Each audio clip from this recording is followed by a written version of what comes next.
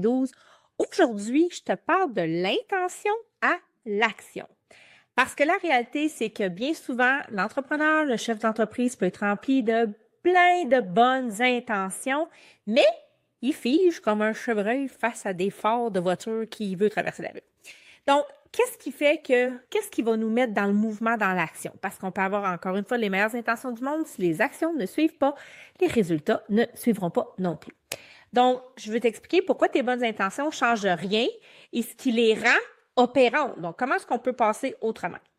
Donc, en fait, ce que j'ai envie de t'apporter aujourd'hui, c'est que tu sais exactement ce que tu veux pour ton entreprise ou pour ton équipe ou pour même ta vision 3 à 5 ans. Puis 1 an plus tard, la première affaire que tu te rends compte, c'est que finalement, tu es encore à la même place ou tu as avancé un petit peu, mais pas les tranchées que tu aurais dû faire et que tu aurais voulu faire. Donc, aujourd'hui, je vais te démontrer l'écart entre l'intention et le résultat et te donner les 7 mécanismes qui font qu'une intention se rend jusqu'au terrain. Donc, avant que je rentre dans le vif du sujet, comme toujours, je me présente. Je m'appelle Karen Roy, je suis coach d'affaires, j'aide les entrepreneurs à bâtir des équipes et des systèmes performants et surtout, je t'aide à sortir des opérations. Donc, qu'est-ce qu'on va regarder ensemble aujourd'hui? Dans le fond, tu sais, tout le monde va se lever un matin bien motivé avec toutes les bonnes intentions du monde. Puis personne aussi arrive avec l'intention de mal gérer son équipe. Généralement, ça marche pas comme ça. Donc, on se dit pas non plus qu'on va créer plus de chaos dans le travail puis qu'on a envie de rester pris dans les opérations. Tu sais, bien souvent, on est quand même conscient de sa réalité, mais on n'arrive pas, malgré qu'on aurait l'intention d'eux, à en sortir. Et c'est ce qui arrive quotidiennement avec la plupart des entrepreneurs avec qui on travaille. Donc, dans les entreprises qui sont menées par du monde compétent et bien intentionné.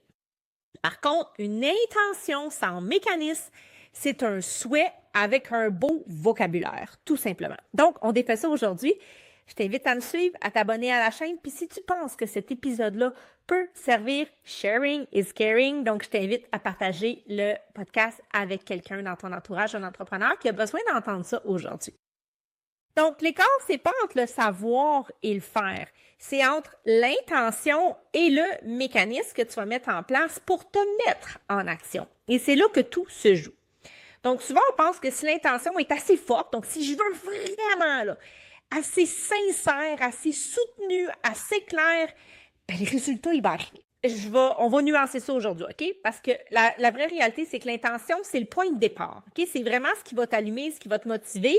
Mais si tu installes, tu sais, ce que tu vas installer entre ton intention et la réalité, c'est ce qui va créer le résultat.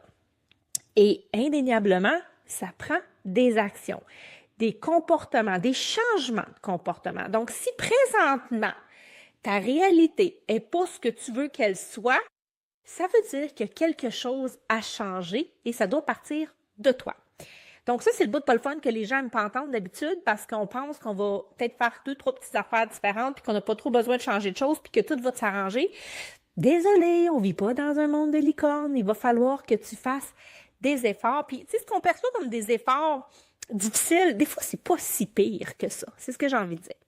Donc, aujourd'hui, je te présente les 7 mécanismes concrets qui sont applicables à n'importe quelle intention que tu peux avoir, autant que ce soit de la gestion de personnel, de ta structure, de ta croissance, de transformation, même de ta vie personnelle. Donc, je te partage ça. On commence dès maintenant avec le premier mécanisme. Donc, commence par traduire ton intention en preuve observable.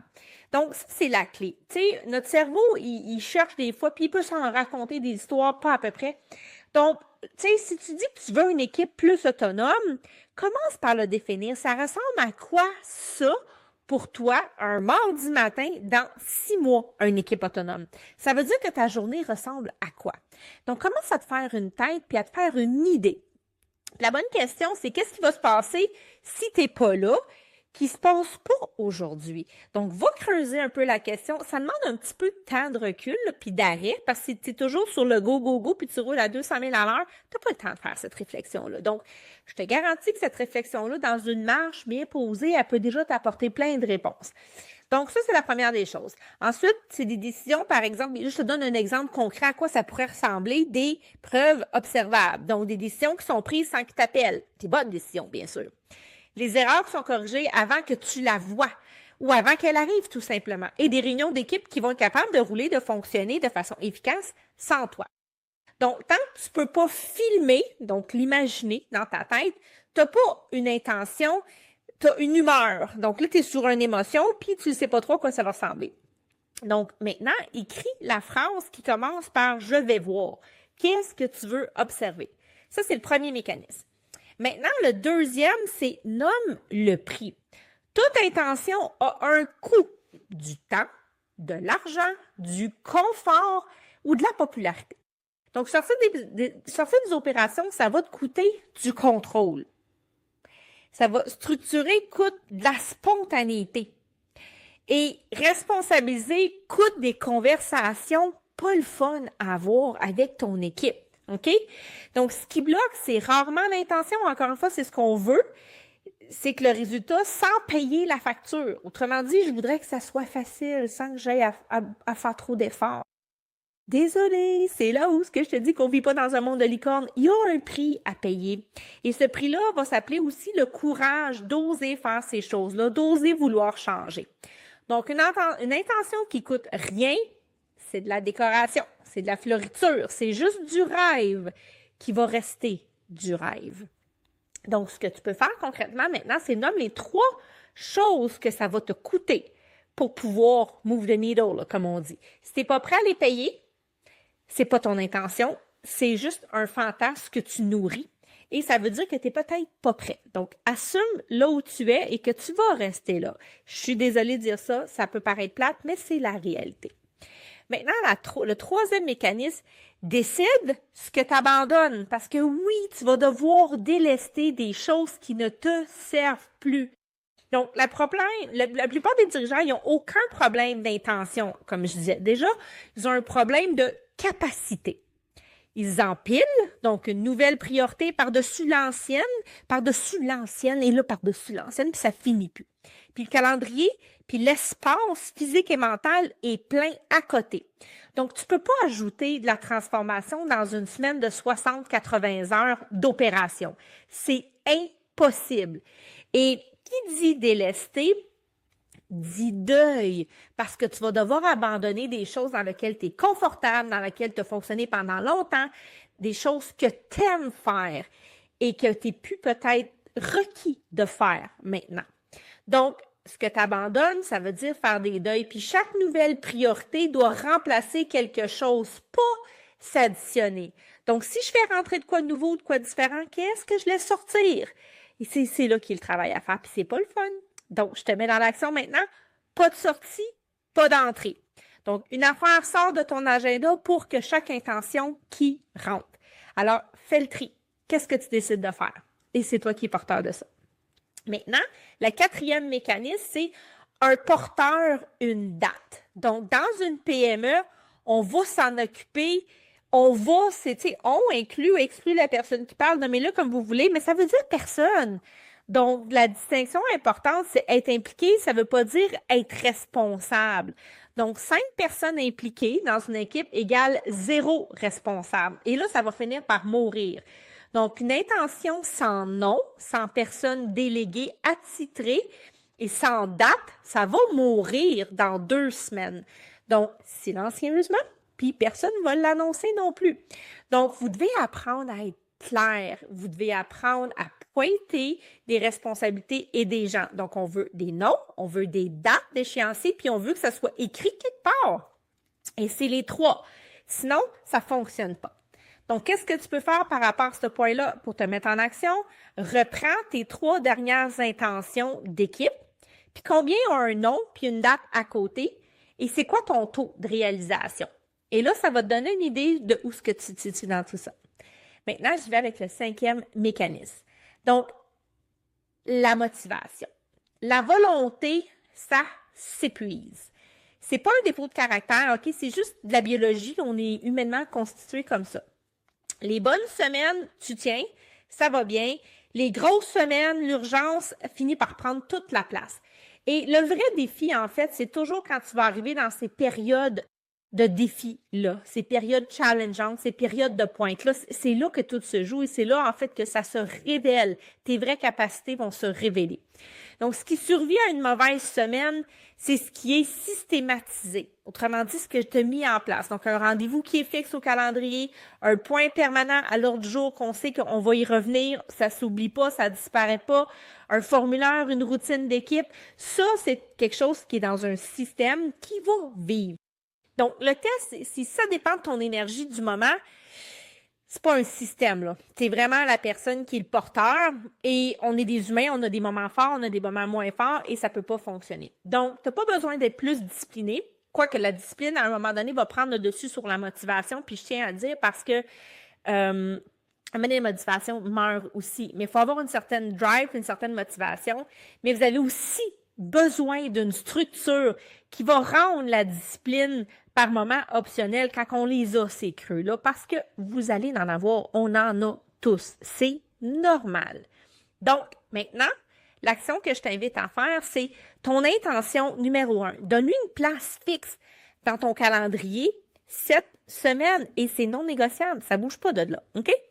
Maintenant, le 6e mécanisme, ton équipe, elle résiste pas au changement. Elle résiste à ce qui est flou.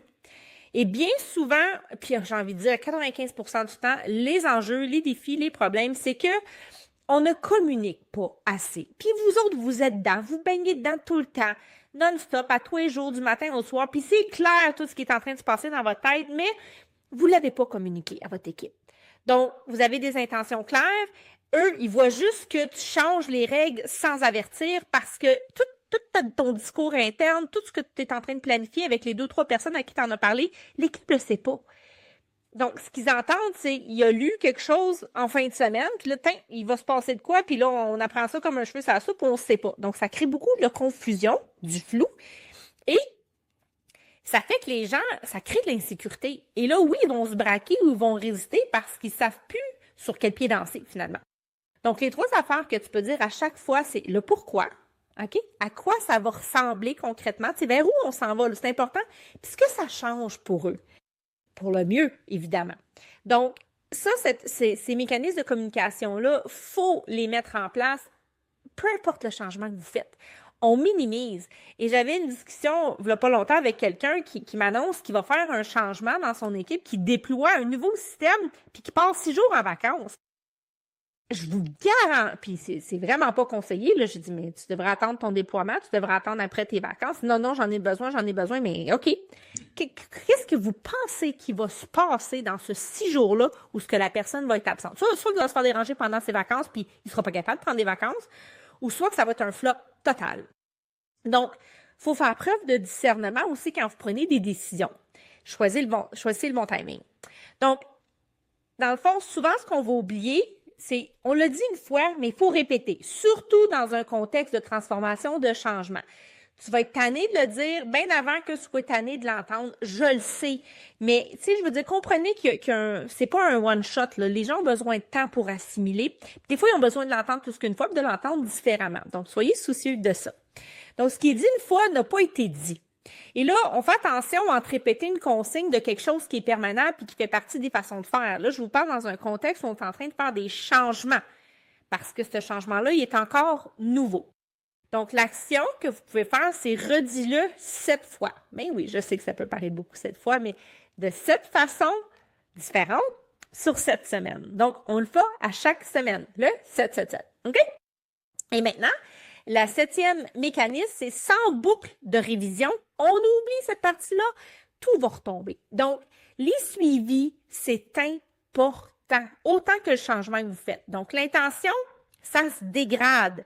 Pas parce que le monde est de mauvaise foi. Tu sais, honnêtement, les gens, ils se lèvent pas en se disant qu'ils vont faire tout pour vous nuire là, le matin. Peut-être certaines personnes, mais c'est une petite minorité. Parce que l'opérationnel reprend toujours sa place. Ça fait partie des meubles, les gens tombent dans des routines. Donc, c'est pas de la surveillance, c'est de l'entretien. C'est normal qu'on veuille entretenir pour s'assurer qu'il n'y a pas d'écart puis qu'on ne retombe pas dans des vieilles pantoufles. Parce qu'encore une fois, le changement est inconfortable, mais il est pour vous, mais il est pour vos équipes aussi. Ça l'est pour tout le monde. Donc, un point de contrôle court, à des dates fixes avec une seule question, tu sais, où est-ce qu'on en est vraiment maintenant, tu sais, comment ça se passe, puis un moment donné, ça va devenir la nouvelle routine. Donc, pas comment ça va, OK? Qu'est-ce qui a bougé? Qu'est-ce qui n'a pas bougé? Et là, on les amène à parler. Donc, c'est important de poser les bonnes questions, évidemment. Donc, ce qui se mesure pas va se diluer toujours. Donc, trouver une façon de mesurer, ça peut être qualitativement ou quantitativement. Donc, 20 minutes, hein, l'action que vous pouvez prendre, c'est 20 minutes aux 2 semaines fixe et c'est non négociable.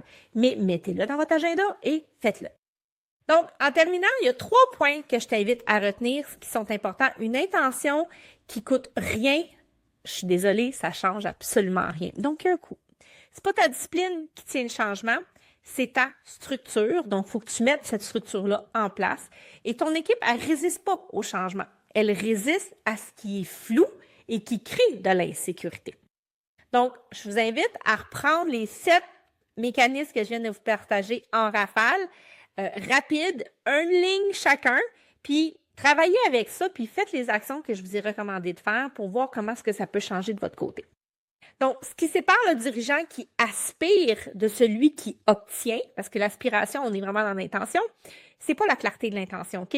C'est le nombre de mécanismes installés entre son intention et sa réalité. Mon Dieu, excusez-moi. Et les actions concrètes qu'il faut prendre. Donc, le résultat, ça retombe jamais du ciel, OK? Ça se construit pièce par pièce entre ton intention puis ton mardi matin. Donc, va prendre une intention, une seule, fais-lui passer les 7 filtres que je viens de te donner, puis si elle survit, ben, elle va se rendre au résultat que tu veux atteindre. Donc, si tu as envie d'avoir de l'aide pour travailler ces aspects-là, tu sais que tu as besoin de changer des choses, mais tu as de la difficulté à voir tes angles morts, tu as besoin de mettre en place les systèmes, les structures, c'est exactement ce que l'on fait à l'Académie. Alors, je t'invite à contacter un membre de notre équipe. Je suis en train de m'étouffer. Je t'invite à contacter un membre de notre équipe. On va regarder avec toi si on a des solutions qui peuvent t'aider et où est-ce que tu es rendu dans ton parcours, mais surtout, on va t'aider de passer de l'intention à l'action. Alors, je te dis merci d'avoir été là. On se retrouve la semaine prochaine pour un nouvel épisode.